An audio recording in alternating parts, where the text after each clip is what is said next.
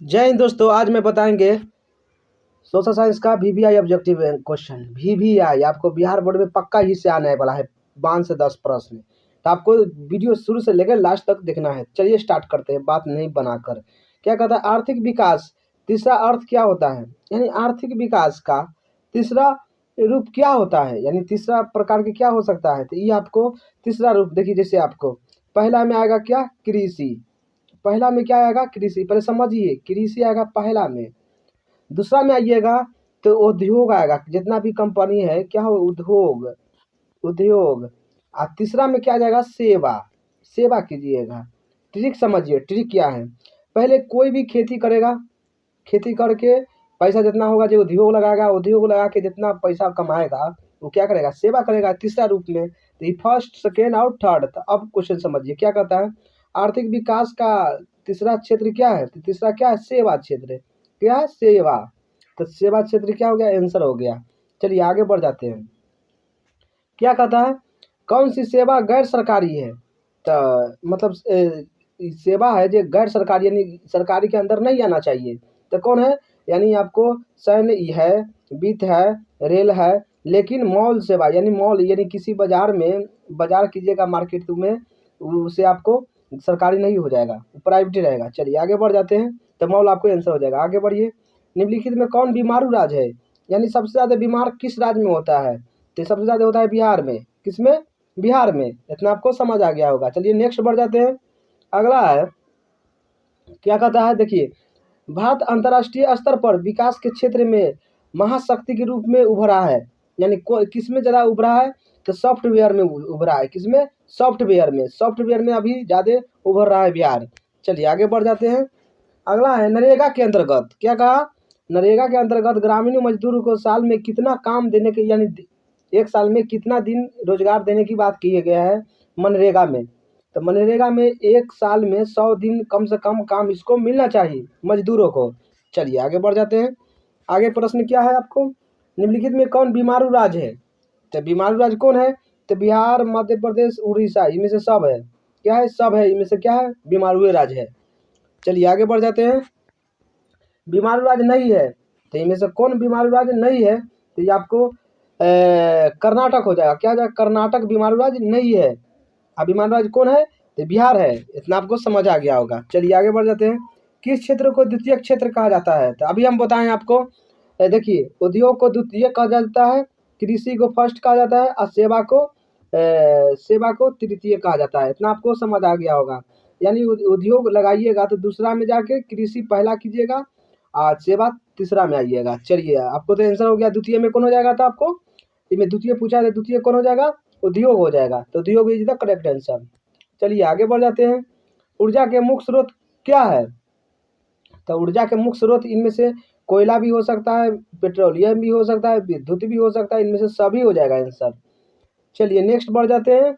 Next है, भारत में सेवा क्षेत्र को समानतः कितने भागों में बांटा गया है, यानी सेवा कीजिएगा उसको कितना भागों में बांटा गया है। तो 2 भागों में बांटा गया है। इतना आपको याद कर लेना है। चलिए नेक्स्ट बढ़ जाते हैं। अगला है, बिहार एक राज्य है। तो बिहार कैसा राज्य है, तो बिहार एक उद्योग कंपनी तो नहीं लगा है। पशुपालन ये भी गलत है, खनिज उद्योग ये भी गलत है, लेकिन कृषि में बिहार सबसे आगाड़ी नहीं है। बाकी कृषि में बिहार एक राज्य है। चलिए आगे बढ़ जाते हैं। मानव पूंजी निर्माण के प्रमुख घटक नहीं है।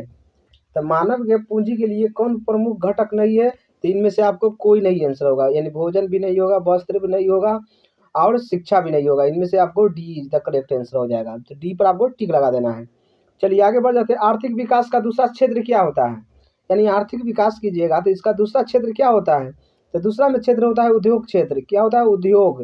तो उद्योग क्षेत्र क्या हो जाएगा, आंसर हो जाएगा। चलिए आगे बढ़ जाते हैं। अगला है, आर्थिक आधारभूत संरचना नहीं है। क्या कहा, आर्थिक आधारभूत संरचना नहीं है।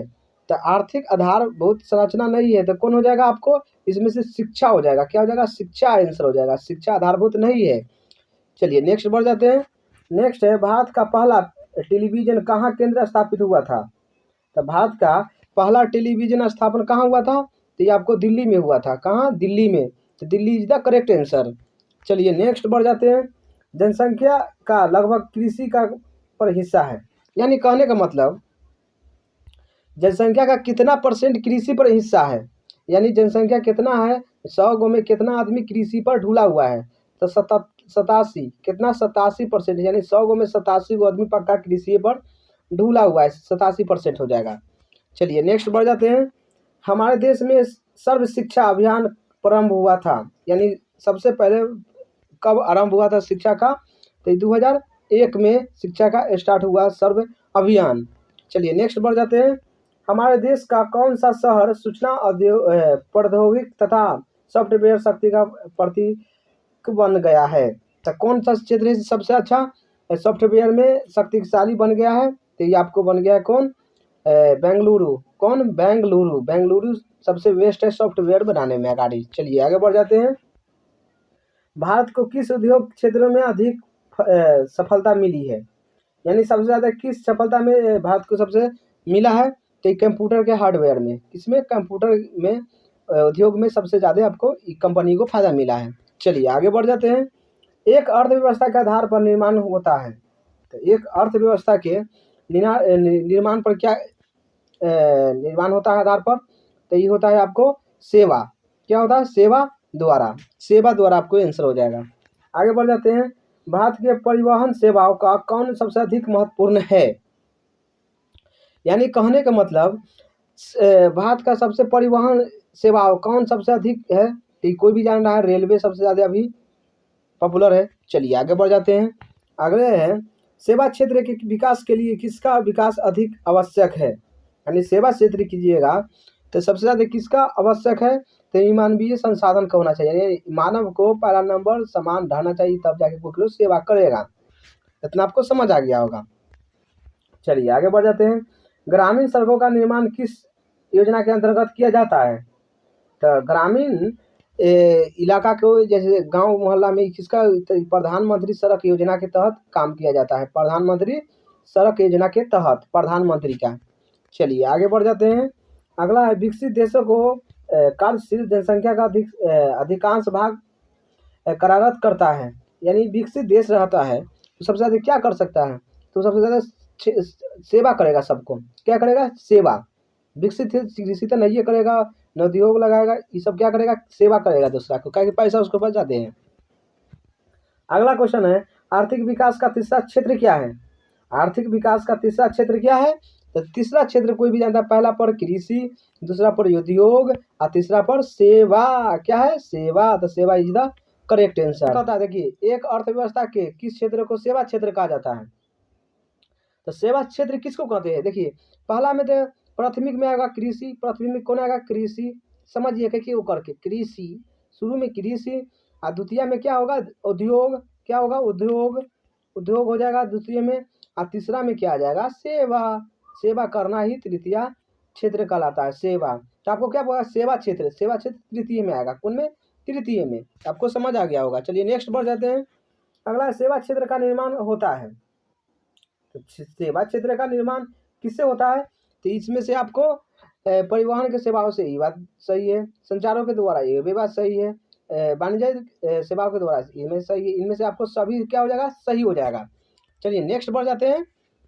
नेक्स्ट प्रश्न है, विगत वर्षों के अंतर्गत बिहार में किस क्षेत्र का सबसे अधिक विकास हुआ है, यानी कहने का मतलब बीता हुआ साल में सबसे ज़्यादा किस क्षेत्र में सबसे ज़्यादा विकास हुआ था, सेवा क्षेत्र में, सेवा में आपको सबसे ज़्यादा विकास हुआ है। चलिए आगे बढ़ जाते हैं।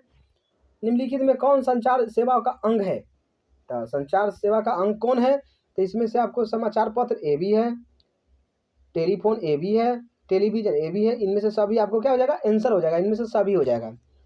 चलिए आगे बढ़ जाते हैं। भारत सरकार ने किस प्रकार की शिक्षा को मौलिक अधिकार घोषित किया है, यानी कर दिया है, तो भारत सरकार ने किस शिक्षा को मौलिक अधिकार का घोषित कर दिया है, तो ये प्रारंभिक शिक्षा को, किसको, प्रारंभिक शिक्षा क्या हो जाएगा, आंसर हो जाएगा। चलिए नेक्स्ट बढ़ जाते हैं। नेक्स्ट बस आपको क्वेश्चन क्या हो गया, समाप्त हो गया, समाप्त। तो वीडियो अच्छा लगा तो लाइक, सब्सक्राइब एंड शेयर। देखने के लिए थैंक्स।